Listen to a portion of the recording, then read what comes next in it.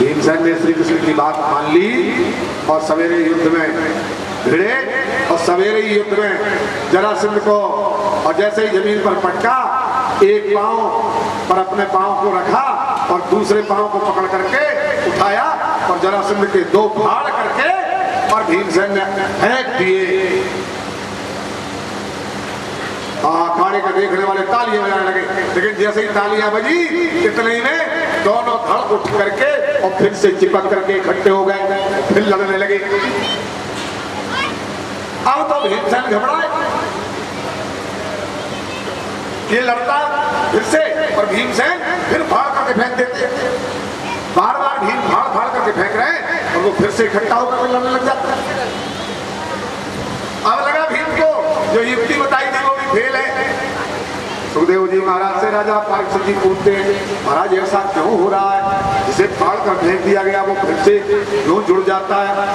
सुखदेव जी महाराज इस जरासंध के जन्म की कथा सुनाते हैं।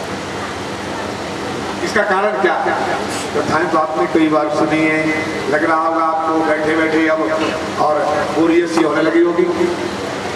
जो सुदामा मिलन की कथा की ज्यादा लालसा मन में रहती है लोगों को, तो वो समय होने वाला है, इसलिए हम आपको सुदामा मिलन की कथा सुनाएंगे।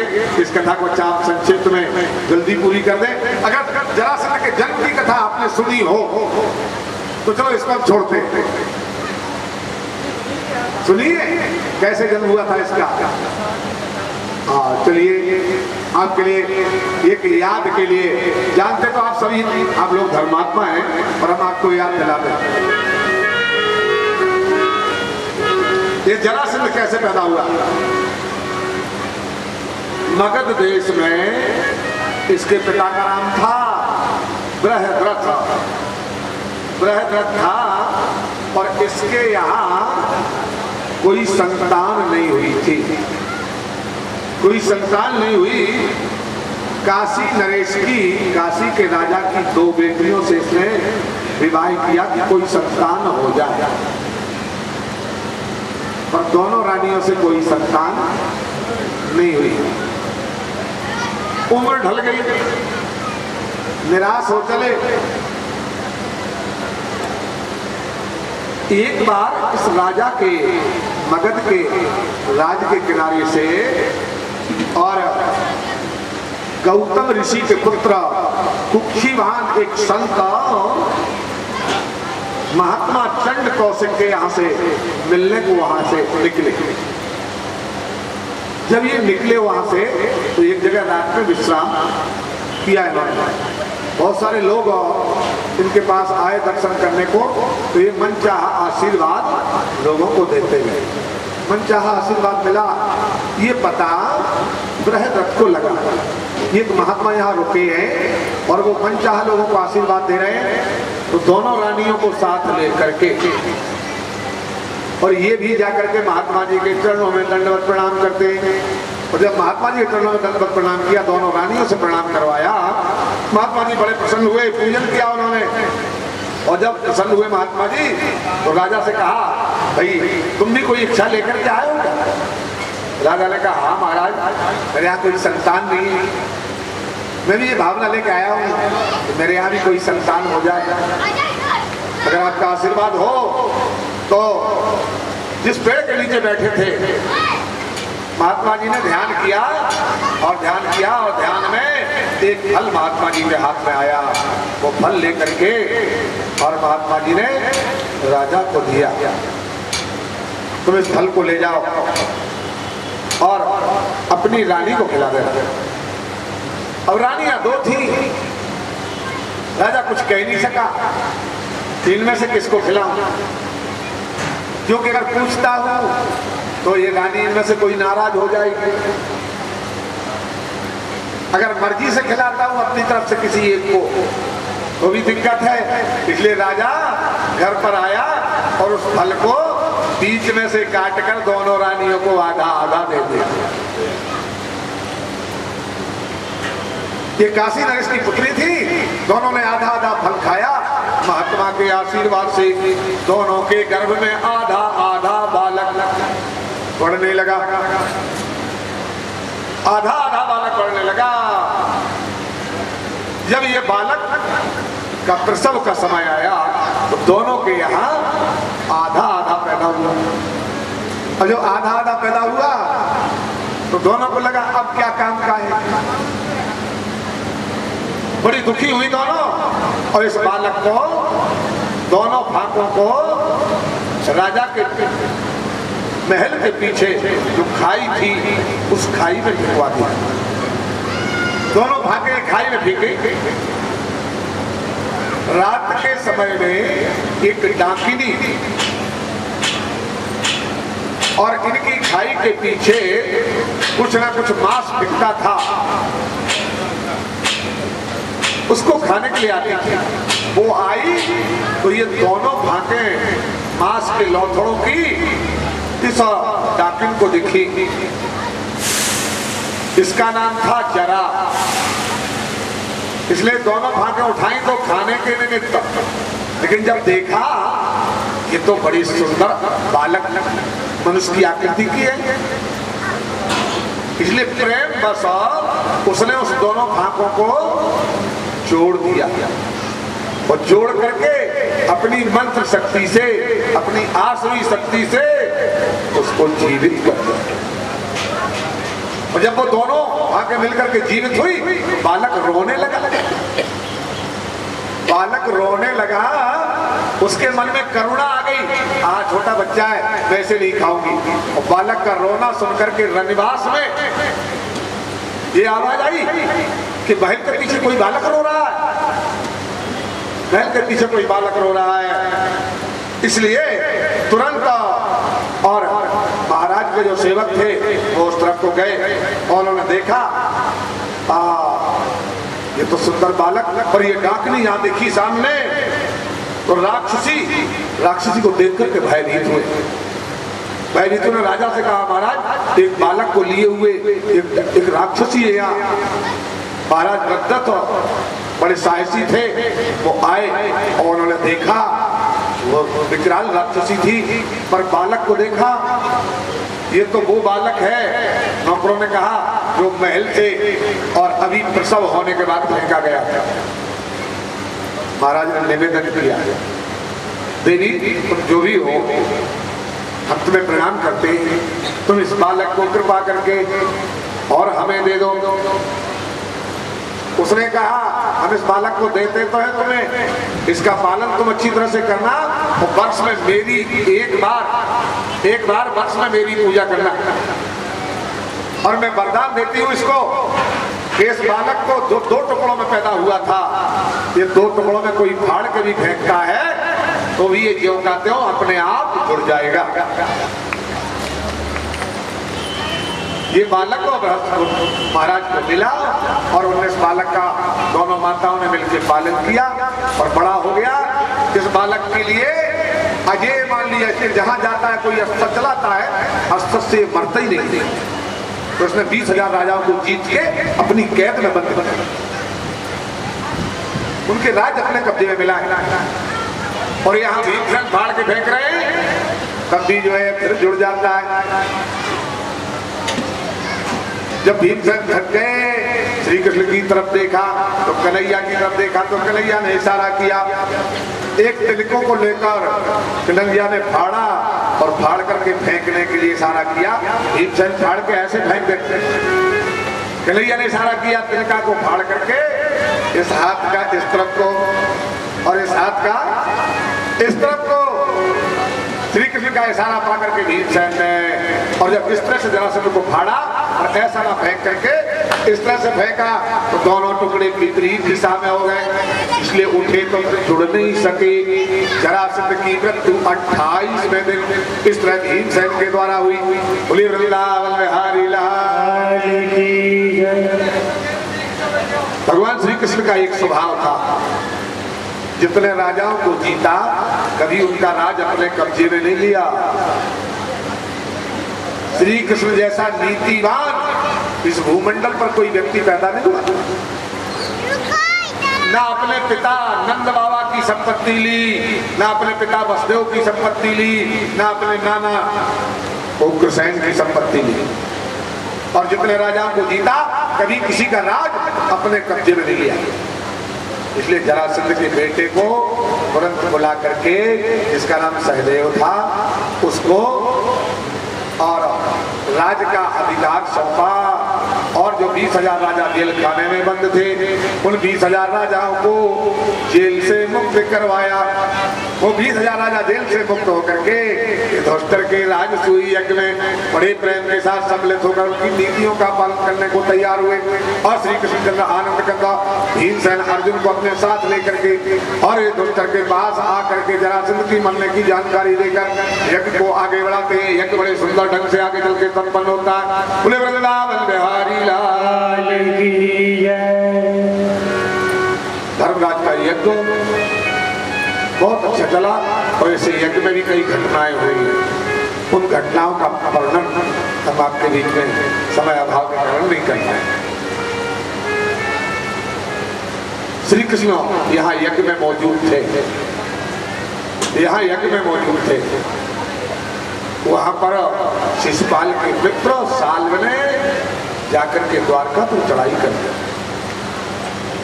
विमान लेकर के आसमान लौटता है साल।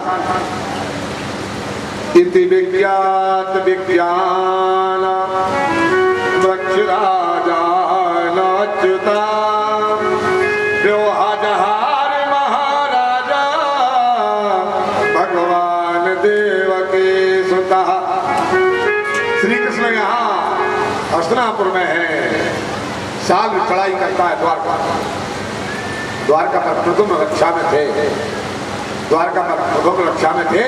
साल ने ऐसा युद्ध किया, सारे सैनिकों को धराशायी कर दिया।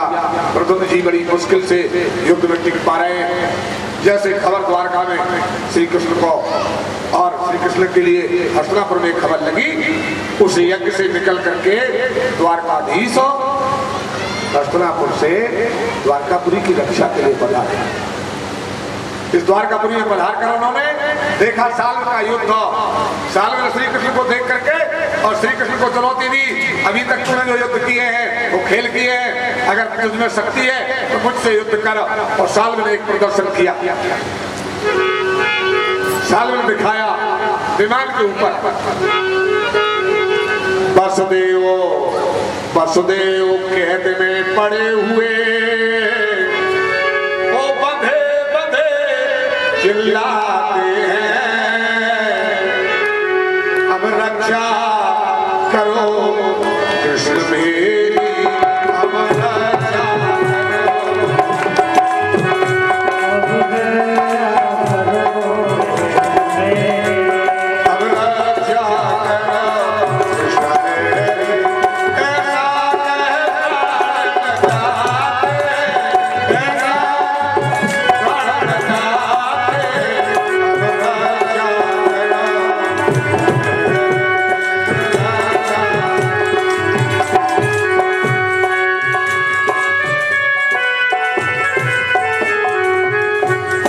क्या दिखाता है साल श्री कृष्ण को?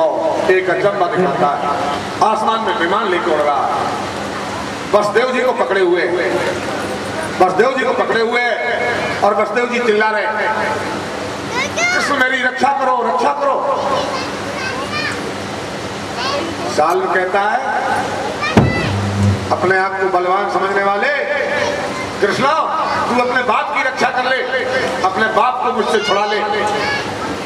तू अपने पिता का, अरे अपने पिता का ये बुरा हाल देखने के बाद और फिर भी तू युद्ध में खड़ा है, निर्लज्ज। या तो अपनी शक्ति से प्रहार कर से बचा ले और नहीं तो अपनी हार स्वीकार कर ले। साल के हाथ में अपने पिता वसुदेव को बंधे देख करके श्री कृष्ण बड़े दुखी हो गए। श्री कृष्ण बड़े एक क्षण के लिए दुखी हुए और इतने में साल ने तलवार निकाली और वसुदेव का सिर काट करके धड़ से अलग कर दिया। तब तो कन्हैया बड़े आश्चर्य में डूब गए। मेरे सामने मेरे पिता की हत्या। जैसे श्री कृष्ण आश्चर्य में डूबे, तुरंत ध्यान आता है, इसलिए योग माया का स्मरण करते और योग माया का स्मरण किया। तो योग माया ने सारा पर्दाफाश किया। ये साल ने सब माया का जाल बनाया था, ना असलियत में वो वसुदेव थे। ये सब माया से प्रकट किया था साल ने। तब कृष्ण को लगा और ये सब मायावी की माया है। और इसलिए मैं तुरंत चक्र सुदर्शन को आदेशित किया, सारा दुख दूर करते हुए, और चक्र सुदर्शन को आदेशित किया, जिसने चक्र सुदर्शन ने जाकर के साल्व के विमान को जलाकर और साल्व के घर से साल्व का सिर अलग कर दिया। इस तरह साल्व का और यमलोक को जाना हुआ। द्वारकापुरी की रक्षा करने द्वारकाधीश पधारे। बोलिए द्वारकाधीश भगवान की जय। सजनों, इस तरह का ये आपने श्री कृष्ण के पावन प्रसंगों का कुछ वर्णन सुना, कुछ वर्णन पावन प्रसंगों। कभी कभी आपत्तियां महापुरुषों पर आती हैं और उन आपत्तियों को देख करके महापुरुष विचलित नहीं होते। जब ये हस्तिनापुर में एक यज्ञ चल रहा है, यहाँ द्वारकापुरी में ये कठिनाई आ गई, वहां पर सत्यभामा के पिता सत्राजित के घर पर मणि है। उस मणि को पाने के लिए कई राजा लोग प्रयास कर रहे थे, पर सत्यभामा का विवाह कृष्ण के साथ कर दिया गया था। मणि सत्राजित के पास थी, इसलिए कुछ लोगों ने सलाह की कि श्री कृष्ण समय गए हैं हस्तिनापुर, यहाँ पर कोई रक्षा करने वाला है नहीं, इस सत्राजित को मार दिया जाए और मणि छीन ली जाए। इसलिए कृतवर्मा, शतधन्वा, इनने आपस में सलाह करके अक्रूर जी से परामर्श लिया, और अक्रूर जी से परामर्श लेकर के रात में सोते समय जा करके सत्यभामा के पिता सत्राजित को सोता हुआ पा करके रात में जाकर के सिर काट दिया। सत्यभामा की माँ को जब ये हाल मालूम हुआ, रोती चिल्लाती हुई बुरी तरह से बिलखी, परंतु ये दोनों सत्राजित और सतधन्वा और कृतवर्मा दोनों सत्राजित को मार करके और मणि जबरन उठा के लेकर के चले गए। जब सत्यभामा की माँ को ये भारी दुख हुआ, तब श्री कृष्ण के पास संदेशा भेजा, श्री कृष्ण बलराम के पास संदेशा भेजा। सज्जनों, सत्यभामा को पता लगा, रोती हुई तुरंत और रथ पर बैठ करके बड़ी दुखी होती हुई ये भी आई। श्री कृष्ण बलराम दोनों भैया उस हस्तिनापुर को छोड़ करके और सत्यभामा की मदद करने के लिए आते हैं। सज्जनों, यहाँ देखते हैं तो सत्राजित का शव पड़ा हुआ है। श्री कृष्ण ने कहा, हम जब तक सत्राजित के मारने वाले को मार नहीं देंगे तब तक शांति से नहीं बैठेंगे।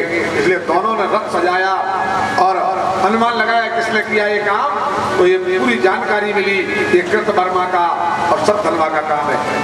इसलिए सतधन्वा के पीछे ढूंढते हुए और श्री कृष्ण बलराम रथ पर चढ़े।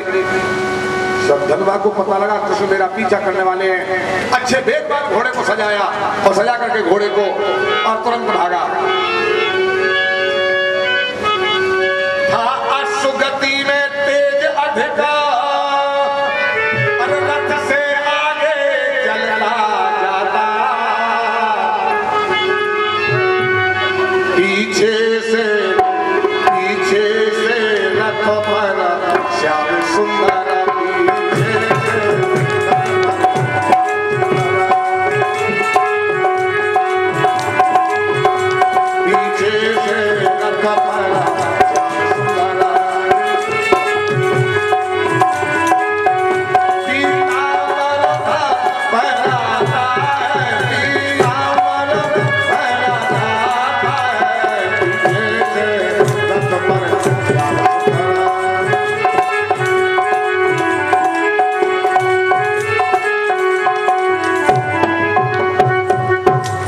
बलराम उस घोड़े पर सवार सतधन्वा के पीछे पीछे अपना रथ दौड़ाते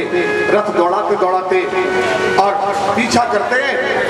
सतधन्वा का घोड़ा थक गया, इसलिए घोड़ा थक करके गिर पड़ा और घोड़ा गिरा। सतधन्वा ने पैदल दौड़ लगा दी। श्री कृष्ण बलराम उस जंगल में रथ को आगे नहीं बढ़ा पाए, इसलिए दाऊ भैया को रथ पर छोड़ करके सतधन्वा के पीछे पीछे श्री कृष्ण पीछे भागे। कितनी दूर भाग पाता। श्री कृष्ण अपना चक्र सुदर्शन छोड़ा और सब धनवा का सिर काट कर अलग कर दिया। सब धनवा जैसे ही मरा, कृष्ण ने पूरी खाना तलाशी ली, मणि सब धनवा के पास नहीं निकली। लौट करके आए, दाऊ भैया ने पूछा, कन्हैया क्या हुआ? बोले सब धनवा को मार दिया। बोले मणि कहाँ है? बोले दाऊ भैया मणि तो उसके पास नहीं। अरे ये कैसे हो सकता? मणि तो उसके पास होगी। नहीं दाऊ भैया उसके पास नहीं निकली। बलराम जी के मन में खेद हो गया, कृष्ण मुझसे मणि छुपा रहा। बहुत कुछ कहा श्री कृष्ण ने, पर बलराम जी के मन में विश्वास ही नहीं हुआ। सज्जनों, ये संपत्ति ऐसी होती है। ये मणि कहाँ गई थी? ये सतधनवा कृतधर्मा ये मणि लेकर के अक्रूर को दे आए थे और दोनों अपने प्राण बचा के भाग रहे थे। मणि उसके पास थी नहीं। अक्रूर जी को पता लगा सतधनवा के पीछे कृष्ण भागे, तो अक्रूर जी द्वारका छोड़ करके भाग गए मणि लेकर के। ये संपत्ति का मामला। बलराम जी को बहुत समझाया कृष्ण ने, बताओ भैया के मन में विश्वास नहीं हुआ।